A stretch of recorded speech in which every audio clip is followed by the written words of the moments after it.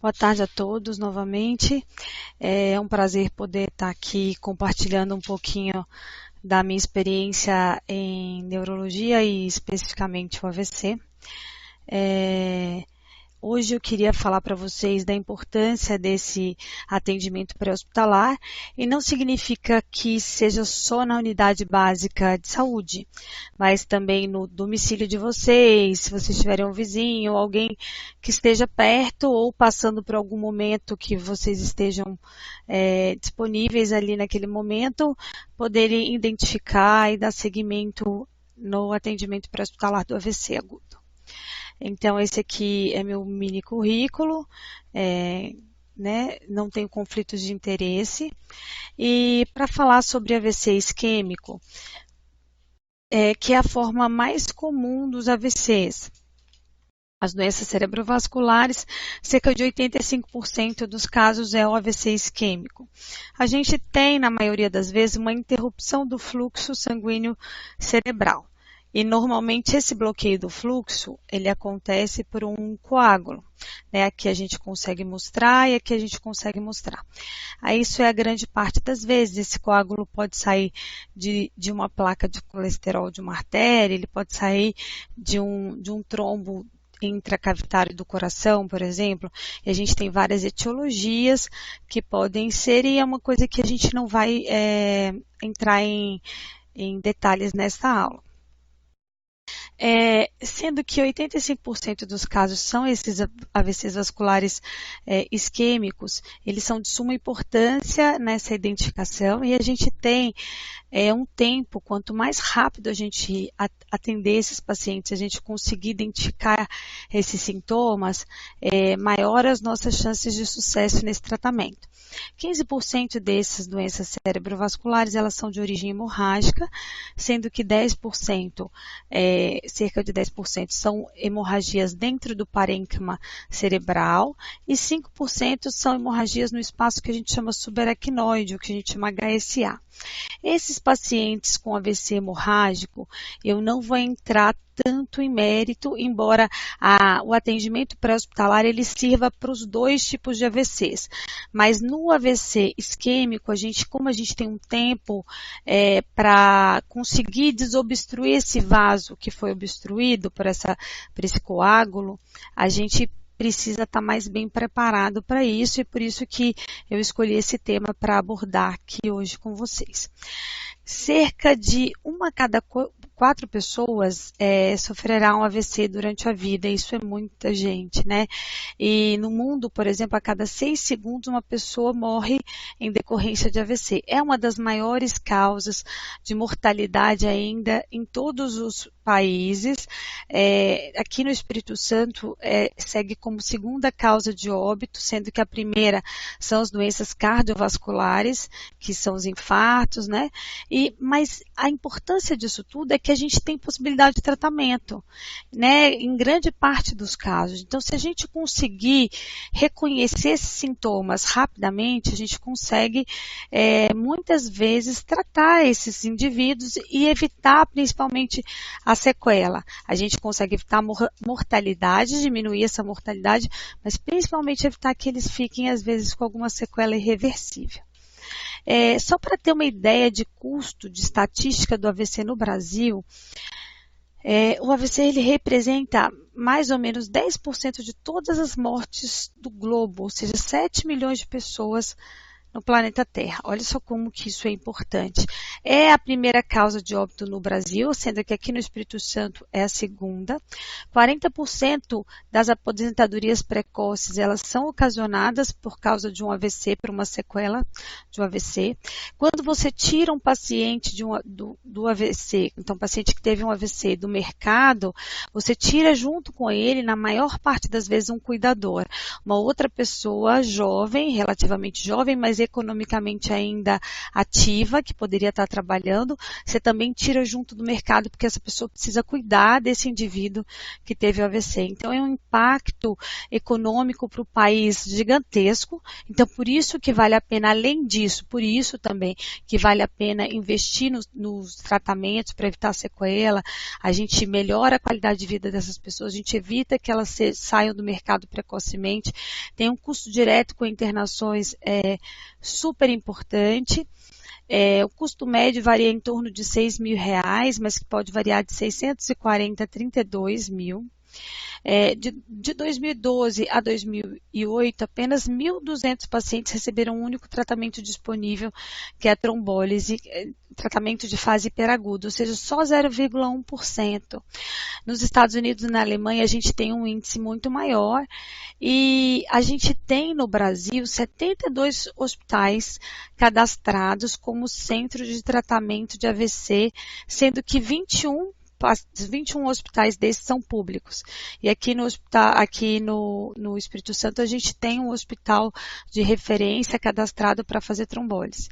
É lógico que a realidade do Brasil ela não é igual em todos os locais, mas eu acredito que nós como profissionais de saúde devemos fazer a nossa parte para tentar fazermos a diferença na vida desses pacientes, porque eu acho que a gente consegue e eu vejo tanto que isso já cresceu desde quando eu entrei, por exemplo, nesse serviço de atendimento de urgência e emergência para AVC até hoje, né? Então, isso vai crescendo dia a dia, a gente tem como missão também fazer com que isso se expanda. Atualmente, o número de AVCs no Brasil é cerca de 400 mil casos por ano, né? No Espírito Santo, a gente tem, se a gente for usar uma regra de cálculo, mais ou menos 7 mil AVCs por ano, sendo que só 3 mil só na Grande Vitória. E o estado do Espírito Santo está nessa terceira posição, com índices que variam de 20,5 a 15,6 óbitos a cada 100 mil habitantes, desde 2012 até 2016, esses dados. Isso relacionado ao AVC isquêmico. Esse link que eu coloquei aqui para vocês é um protocolo que a gente tem público da Secretaria de Estado, do Governo do Estado do Espírito Santo, é um protocolo de atendimento do AVC e ele tem uma parte de atendimento pré-hospitalar. Então, quem tiver interesse em dar uma olhada, isso é aberto a toda a população, pode ler e tem como que é feito o tratamento de fase aguda, dentro do hospital de referência, que são detalhes que eu não vou abordar aqui nessa aula hoje. A gente tem várias manifestações clínicas que podem acontecer no AVC, e eu acho que essa é uma grande importância que a gente tem que prestar atenção, porque o que acontece? O AVC ele é um quadro súbito, um quadro agudo. Às vezes a gente usa a nomenclatura chamada ictal. Então ela acontece de uma hora para outra, os sintomas.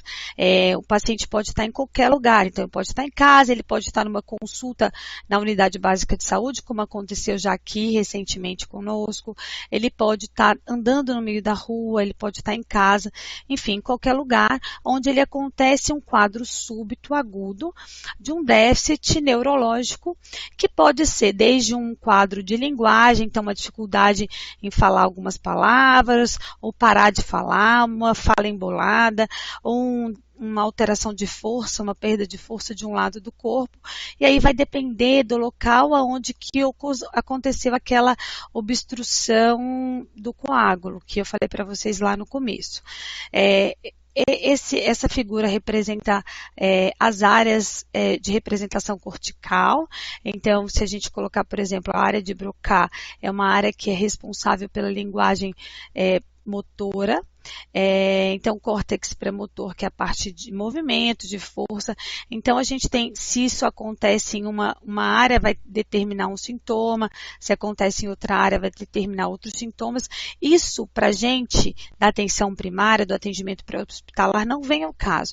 O que a gente precisa saber é quais sintomas a gente deve ficar atento, que sinais e sintomas são esses para a gente tentar reconhecer o AVC.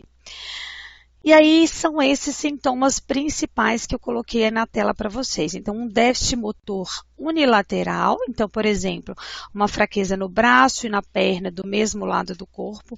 Muitas vezes a gente tem uma fraqueza no andar inferior da hemiface, que é do mesmo lado que acontece o braço e a perna. Por exemplo, um déficit sensitivo também unilateral, que pode ser perna e braço, o distúrbio da fala, que a gente chama disartria, que é uma dificuldade em articular as palavras, que é uma fala embolada, uma fala embargada, distúrbios visuais, por exemplo, visão dupla ou perda de algum campo visual, sensação de vertigem, desequilíbrio, você pode vir associado a vômitos, junto com esses sintomas de vertigem, e às vezes o que a gente chama de ataxia, que é a perda do equilíbrio.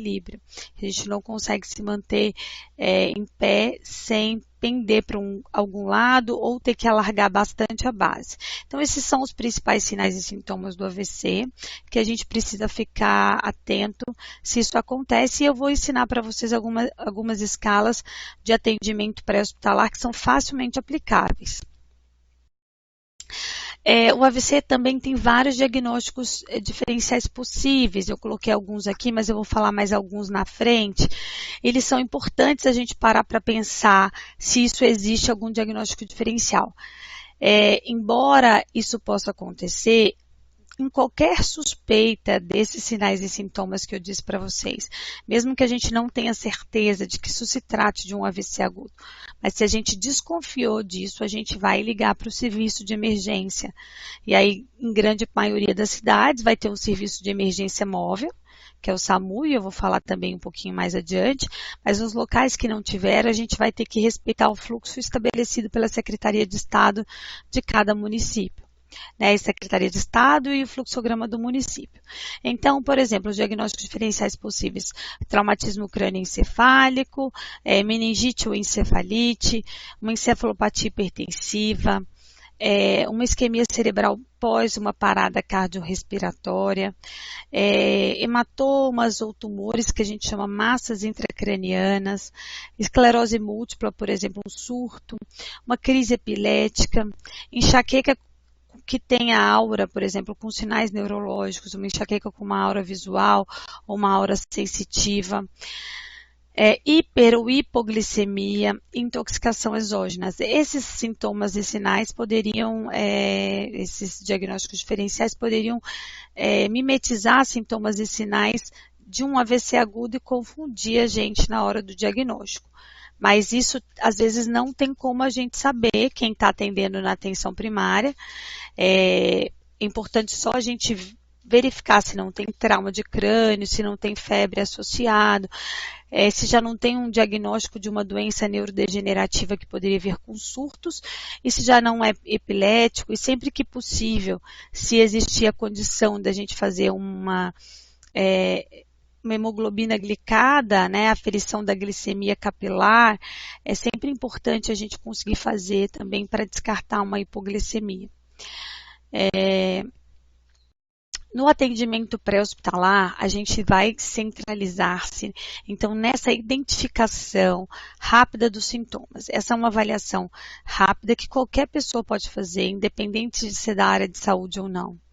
E aí, uma vez que eu costumo falar isso com os meus alunos aqui, uma vez que a gente conta isso para vocês, que a gente passa esse conhecimento, vocês são responsáveis por transmitir e disseminar novamente esse conhecimento para a família de vocês, para os locais onde vocês trabalham e as pessoas que vocês convivem, porque quanto mais pessoas souberem isso, você não precisa ser médico para ajudar nesse tratamento pré-hospitalar. Então, quanto mais pessoas souberem disso, maior a chance da gente poder atuar e ter sucesso num tratamento agudo, de um AVC nessa fase hiperaguda.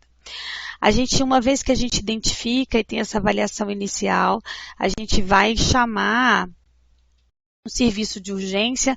Se a gente tiver um serviço móvel de urgência, que é o SAMU, a gente vai ligar para o SAMU para transportar esse paciente para um hospital de referência.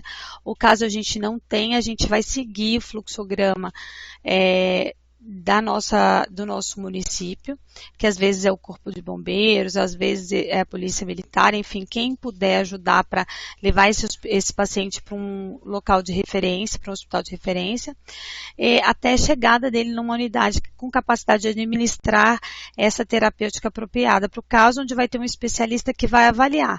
Nem sempre essa avaliação que o especialista faz na fase aguda vai condizer com o que você conseguiu perceber. Às vezes o paciente chega melhor, às vezes quando o especialista olha, ele acha que pode ser um outro diagnóstico, mas pelo menos a nossa parte de identificar um possível AVC a gente fez.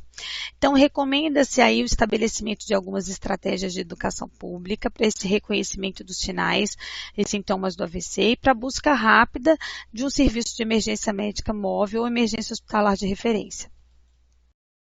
E aí tem uma escala super facilzinha que a gente aplica, isso qualquer um pode colocar, que é uma escala que a gente chama FAST, que na verdade é assim, se você achar que isso pode ser um AVC, vamos checar os sinais da escala FAST, onde F é de face, que é de face, né?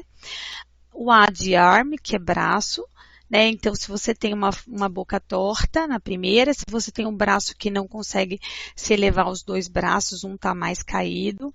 S, que é speech, que é fala, discurso. E aí, se você não consegue repetir uma frase ou cantar uma música, a gente tem essa versão no Brasil também. E T de tempo, de time, que é lembrar que a gente tem que correr contra o tempo quando a gente tem algum desses sinais. Então, na nossa realidade, a gente vai ligar para o SAMU, né? Que é 192, e aí tem a realidade de cada um dos nossos colegas que estão em alguma parte do Brasil. Essa escala pré-hospitalar de Cincinnati, inclusive, é uma escala que o próprio SAMU, que os técnicos de enfermagem, o condutor e os outros colegas que atuam, o enfermeiro, até o médico do SAMU, eles podem usar, eles fazem bastante, que é justamente a sigla SAMU, que é sorria, que é a mesma coisa, abrace, que se você não conseguir abraçar, talvez porque você tem o braço pesado, o braço fraco, um dos braços, né? Cantar uma música ou repetir uma frase como se fosse uma música e ligar para a urgência, que é ligar SAMU 192. Se você tiver um desses sinais de forma súbita, lembrando que o AVC é um quadro agudo, ele não é um quadro de arrastado, né, de início insidioso, a gente tem 72% de possibilidade disso ser um AVC de fato. Se a gente tiver 3 sinais desses súbitos, a gente aumenta isso para 85%. Então, uma acurácia importante que a gente consegue ver. Existe uma outra escala que a gente chama que é a escala pré-hospitalar de Los Angeles, que é uma escala que já foi validada em português, então ela é aplicada também, mas como ela tem mais itens, às vezes ela é mais aplicada por médico do que para os outros profissionais, e ela tem um valor preditivo positivo maior que a escala de Cincinnati. Se a gente consegue 8 sinais dessa escala, a gente leva em consideração a idade, se tem história prévia de epilepsia ou convulsão, se os sintomas neurológicos se iniciaram nas últimas 24 horas, se o paciente já deambulava sozinho, né, antes do evento. A gente considera aí também a glicemia capilar e depois o exame físico, que é justamente o que a gente já conversou, que é o sorriso, né, o aperto de mão, fraqueza, e a gente consegue colocar se ele tem uma alteração de fala ou uma fraqueza unilateral. Se a gente tiver pelo menos 8 sinais, a gente tem 97% de probabilidade de que esse caso se trate de um AVC. Essa escala ela é um pouco mais complexa, mas não necessariamente ela precisa ser aplicada. A escala de Cincinnati, que é a que a gente aplica mais na parte pré-hospitalar, mas também é uma escala pré-hospitalar para a gente determinar e investigar AVC. Aqui só uma imagem para exemplificar para vocês o que seria uma fraqueza unilateral. Nesse desenho a gente pode ver que o paciente tem uma face simétrica, não tem alteração de um lado e de outro, e ele mantém os braços na mesma altura, o que significa que ele também não tem fraqueza nos braços. Neste outro desenho aqui a gente pode ver que ele perdeu a expressão facial desse lado, então a boca dele aqui já não tá caída desse lado, então provavelmente um desvio de rima que a gente fala para o lado contralateral, que é o esquerdo aí, então uma paresia da hemiface do lado direito. E o braço direito dele está também um pouco mais pesado, um pouco mais caído, então ele não consegue manter os braços na mesma altura, que é uma manobra que a gente chama mingazinho. As medidas iniciais, então, resumindo para vocês, é o reconhecimento, suspeição do quadro de AVC, que a gente vai ter com esses sintomas, sinais que eu falei para vocês mais atrás. Aí, quando a gente consegue aferir os sinais vitais, é importante. Então, se a gente estiver dentro da unidade básica, a gente tem uma emergência médica, isso. Então, a gente vai colocar todo mundo à disposição daquele paciente, daquela pessoa que está precisando desses cuidados. Então, um vai aferir a pressão, o outro vai tentar ver a glicemia capilar. Então, a gente vai tentar afastar os diagnósticos diferenciais. Cuidado com hipoglicemia e crise epilética, que são dos diagnósticos diferenciais mais importantes, assim, mais frequentes. Se a gente conseguir alguma outra medida emergencial, a gente pode tentar fazer. Por exemplo, se estiver desaturando, colocar um oxigênio. Normalmente, os pacientes ficam bem inicialmente, eles não têm um rebaixamento muito grande, já tem uma via aérea boa. Então, assim, a gente vai conseguir. Enquanto isso, outra pessoa vai ligando para o serviço de emergência. É muito importante eu falar para vocês sobre os cuidados com a pressão arterial, porque eu sempre recebo pacientes que passaram pelo atendimento pré-hospitalar, que às vezes vem de uma unidade básica ou de um serviço de pronto atendimento, que seja, ou até da via pública, e ele é atendido pelo SAMU e é levado para a gente para uma avaliação neurológica, que eventualmente o médico que está orientando orienta a reduzir a pressão com antipertensivo. A gente precisa prestar atenção, porque dependendo do nível pressórico que a gente tem inicialmente com esses pacientes, abaixar a pressão significa piorar o déficit neurológico. Porque a gente, quando tem um coágulo que está interrompendo o fluxo ali, a gente não consegue ter um fluxo sanguíneo adequado para aquela área, e é ali que acontecem os sintomas focais neurológicos. Muitas vezes a pressão alta, que é o reflexo do organismo em tentar manter a circulação naquele local, significa que aquele local às vezes está sendo vascularizado, que a gente chama por colaterais, que são outros vasos sanguíneos que vêm de outra circulação, às vezes do outro lado que seja, da circulação posterior, dependendo. Então, eles estão sendo ali, mas esses vasos são mais finos, esses vasos menos calibrosos, eles só conseguem manter-se perfundindo aquele lugar se a pressão do paciente estiver mais alta. E aí a gente chama isso de área de penumbra, que é uma área que ainda não está sofrendo completamente, mas que está sendo perfundida ali às custas de colaterais. Se a gente diminui a pressão desse paciente, porque a gente fica impressionado com a pressão que ele está, às vezes a gente tira a oportunidade dele ter essa melhora, de manter essa área de penumbra perfundida, e esse paciente piora os sintomas neurológicos. Então, a gente só vai mexer na pressão arterial desse paciente se ela for maior ou igual a 220 por 120.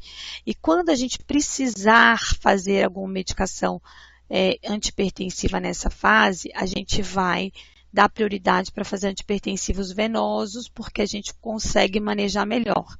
Se não tiver dentro da assistência de vocês, é lógico que a gente vai trabalhar com o que a gente tem, mas se puder aguentar, não mexa nessa pressão. Se tiver suspeita de dissecção de aorta ou de associação com infarto agudo do miocárdio ou edema de pulmão, o edema agudo de pulmão, a gente vai ter que abaixar essa pressão de qualquer jeito, porque são outras emergências médicas que demandam a gente diminuir a pressão. Mas fora isso, caso a gente não consiga e não tenha esses detalhes, a gente não vai mexer. Se for um AVC hemorrágico, a gente só consegue determinar com certeza se isso é isquêmico ou hemorrágico depois de um exame de imagem. Na maioria das vezes vai ser no hospital de referência. A gente aguenta a mão e só vai tentar mexer na pressão só depois que a gente souber o que é. Tá? Se tiver alguma coisa de pior ou instabilidade nesse paciente, é óbvio que a gente vai tentar estabilizá-lo. Lembrando que o tempo é fundamental. Quanto mais rápido a gente atender esse paciente, quanto mais rápido a gente estabelecer isso, maior as chances dele melhorar, dele receber um tratamento adequado. O ictus, que a gente chama delta T, entre os início dos sintomas neurológicos focais agudos até o início do tratamento de fase aguda, se for trombólise venosa, é 4 horas e meia. Então, a gente tem pouco tempo, parece que é muito tempo, 4 horas e meia, mas não é. A gente tem muito pouco tempo para conseguir agir aí, para ter um tratamento de sucesso.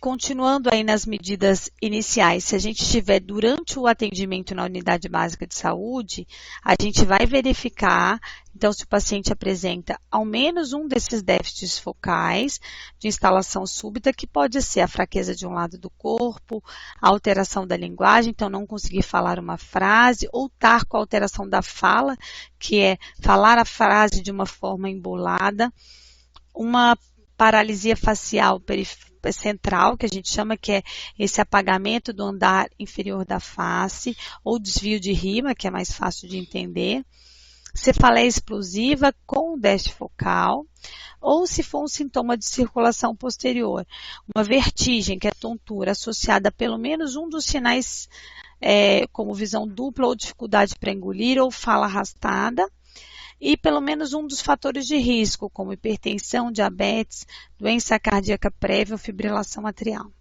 Se você tiver um paciente que se enquadre em uma dessas condições, o SAMU tem que ser acionado, né, imediatamente, ou levar esse paciente para o serviço de referência de emergência. Eu falei já para vocês sobre o diagnóstico diferenciais, então aqui eu só vou colocar outros diagnósticos possíveis. Eu queria mencionar apenas um, né, diferentes, que seria o distúrbios metabólicos. Então, né, pode ter distúrbio infeccioso também que mimetiza um AVC, que faz diagnóstico diferencial. Então, lembrar do delírio 1. E das labirintopatias, que podem confundir por conta dos sintomas de circulação posterior, por exemplo, a vertigem, tudo.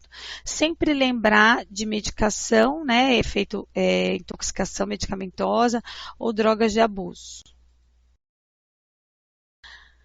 Então, lembrando mais uma vez que como o tempo é fundamental, esse diagnóstico de AVC isquêmico hemorrágico, ele vai ser definido o mais rapidamente possível e, na verdade, tem que ser com tomografia computadorizada, vai ser já no hospital de referência. Então, vai ficar para vocês da atenção primária a identificação dos sinais e sintomas, acionar o serviço móvel de urgência ou encaminhar esse paciente para um serviço de referência ou logo serviço de referência. Essa eficiência do tratamento, ela vai depender diretamente do conhecimento de quem está vivenciando essa situação dos sinais ou sintomas, e aí pode ser qualquer população em geral, vai depender da agilidade do serviço de emergência, que normalmente, quando a gente se trata de uma suspeita de AVC, os serviços de emergências, eles dão prioridade a esse atendimento, uma vez que a gente depende do tempo. Lembrar que esse serviço de atendimento pré-hospitalar e essas equipes clínicas, isso tem que ser conscientizado. Então, por isso que a gente bate nessa tecla da necessidade de identificação e tratamento desses pacientes, mesmo que a gente não esteja dentro de um tratamento hospitalar, dentro de um hospital, porque muitas vezes isso não acontece dentro do hospital. A maioria das vezes isso acontece fora. É no nosso dia a dia, pode ser num restaurante. Então, a gente tem que ficar atento. Né? E transporte imediato para um hospital indicado e unidades de tratamento especializadas em AVC. A estratégia essencial para isso é a educação em comunidade. Então, a educação médica continuada, a gente sempre vai buscar instruir, né? E uma vez que vocês agora estão sendo instruídos, vocês são disseminadores desse conhecimento e podem instruir o pessoal de casa, os vizinhos, para eles também serem disseminadores desse conhecimento. A atenção primária, ela além dessa identificação precoce, atendimento pré-hospitalar, ela também é super importante nas medidas de prevenção, porque a grande maioria desses pacientes vão fazer um acompanhamento na unidade básica de saúde. Então, a gente tem que ser orientado de que a gente pode diminuir o risco de ter um AVC se a gente orientar a população a ter uma alimentação balanceada, evitar a obesidade, sem interrupção do tabagismo, a prática de exercícios físicos regulares, além do tratamento contínuo, né, dos fatores de riscos cardiovasculares e cerebrovasculares, que são os mesmos, né, como hipertensão arterial, diabetes, hiperlipidemia, fibrilação atrial. Se a gente consegue ajudar esses pacientes a ter controle disso, com medidas de prevenção, a gente consegue demais diminuir a chance desses pacientes terem um AVC.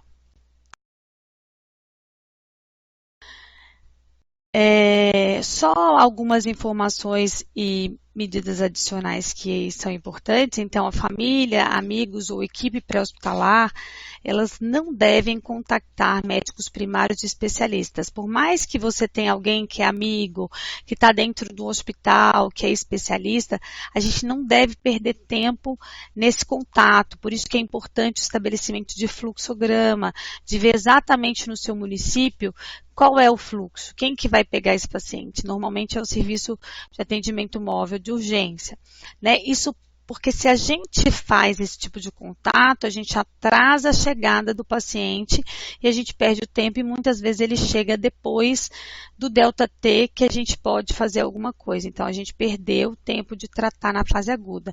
O transporte também não deve ser feito pela família, pois também atrasa a chegada, impede a notificação para a chegada do paciente, não é recomendado. Esses operadores telefônicos, que na verdade são os médicos reguladores do serviço de atendimento móvel de urgência, ele tem um papel fundamental na ajuda aos médicos e aos outros colegas da atenção primária, o reconhecimento desses sinais e sintomas de AVC. Eles têm um papel na orientação de cuidados com via aérea e posicionamento, até que a unidade de atendimento móvel de urgência chegue e faça a triagem, enfim. A gente assim não perde tempo de ofertar o melhor tratamento que esses pacientes possam ter. Então, resumidamente, o que a gente tem que fazer quando a gente suspeita de um AVC isquêmico agudo ou de um AVC agudo, mesmo que seja hemorrágico? A gente vai ligar para o serviço de atendimento móvel de urgência, que é um SAMU 192. E aí a gente vai estar respaldado e a gente consegue ofertar para esse paciente o melhor tratamento que a gente tem no nosso município, no nosso estado. Então, o SAMU, só para finalizar, tem os seguintes objetivos, além de rápida identificação dos sinais e sintomas, que ele vai conferir e ajudar o que foi visto pela pessoa que viu no atendimento pré-hospitalar, vai dar um apoio nas funções vitais, porque tem mais recursos, precisa fazer alguma coisa mais de urgência, transporte rápido da vítima a uma instituição apropriada e a notificação pré-chegada à instituição que vai receber a vítima. É imprescindível, nós que ficamos nos hospitais onde recebemos os pacientes para avaliação, a gente saber que esses pacientes estão vindo, porque a gente já tem uma equipe preparada, só esperando esses pacientes chegarem. Eu preparei um caso clínico só para alguns detalhes, para a gente colocar o que a gente aprendeu então. Então, um homem de 56 anos foi encontrado caído em casa pela filha às 13 horas, com uma perda de força no hemicorpo direito, que é lado direito do corpo, né? E uma afasia global, que é um distúrbio de linguagem. Ele não consegue falar nem entender absolutamente nada. Eles chegaram ao hospital às 13h30. Mas a filha contou que tinha visto o paciente em seu estado normal pela última vez às 8 horas da manhã. Então, sendo esse caso clínico apresentado, então se a gente se depara com um cenário desse, e de acordo com as recomendações para o tratamento do AVC e com as informações que a gente tem disponível, qual é o horário que a gente considera como o ictus, ou o início dos sintomas. Nesse caso, a gente não pode considerar 1h da tarde, que foi o horário que ele foi encontrado. Se de 8 horas da manhã, que foi o horário que ele foi visto bem pela última vez, até as 13 horas ele ficou sozinho, e não tem ninguém que tenha visto esse paciente passar mal, e como ele está sem conseguir verbalizar, sem conseguir falar e sem conseguir entender, a gente não tem como saber que horas, dentre as 8 horas da manhã até as 13 horas da tarde, que ele passou mal. Então, a gente sempre vai considerar a última hora que ele foi visto normal. E para isso é importante a gente ter um acompanhante. Um acompanhante que tenha presenciado, de preferência, que tenha presenciado o evento ou que tenha assistido esse paciente nas últimas horas.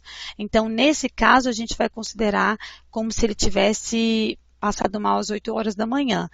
Sendo assim, se ele chega a 1h30 da tarde, a gente vai considerar esse ΔT para avaliar se tem condições de fazer alguma coisa com ele ou não. E a segunda pergunta seria, o que os familiares podem fazer nesse primeiro momento para ajudar?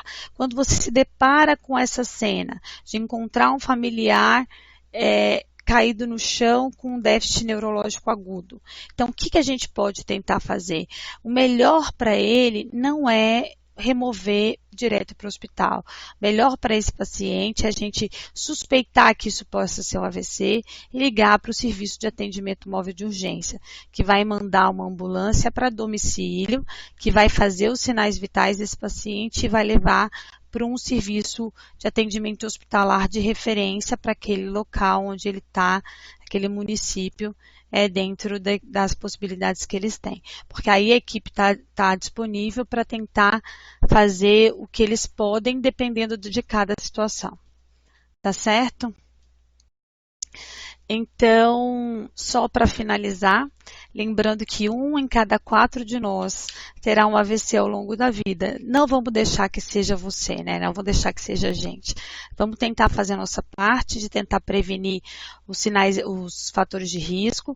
Vamos tentar fazer a nossa parte como profissionais da atenção primária para evitar com que os nossos pacientes mantenham esses fatores de risco, para eles entenderem a necessidade das medidas de prevenção e principalmente quando, se isso por um acaso acontecer, como é de extrema frequência, a gente tem que estar preparado para conseguir um atendimento pré-hospitalar adequado e fazer com que esse paciente chegue o mais rápido possível no atendimento de referência com o especialista, para que ele seja tentado se beneficiar do tratamento de fase aguda.